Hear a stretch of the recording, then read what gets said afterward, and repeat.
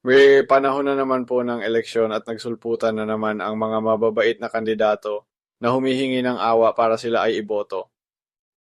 Naglipan na ang kanilang mga mukha sa TV at print ads.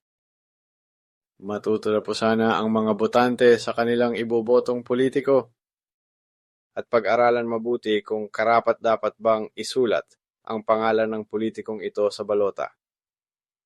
Huwag na tayong magpadala sa matatamis na kanilang mga salita na puro pambobola lamang ang hatid ng mga pangakong programa, kapatid.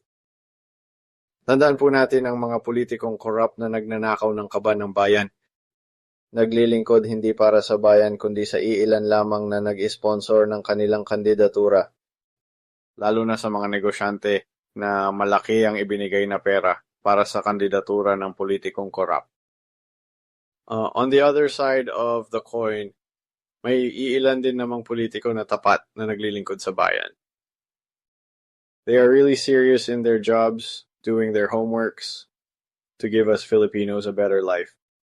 Magmasid po tayo at pag-aralan kung sino itong mga kandidato na mahusay maglingkod o maglilingkod sa bayan, kapatid. Remember, minsan tayong magkamali sa pagpili, kapatid, ng politikong iboboto ay paghihirap ng bayan na naman ang magiging kapalit. Local o national politicians man ang ating iboboto, sana ito ay maging tama nang hindi na dumami pa kawatan sa gobyerno tulad ni Mary Grace Piatos. Again, ingatan po natin ang ating boto.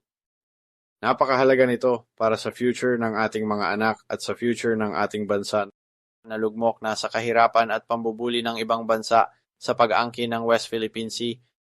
Ingat, kapatid, sa pagpili ng iboboto. Salamat. Mabuhay.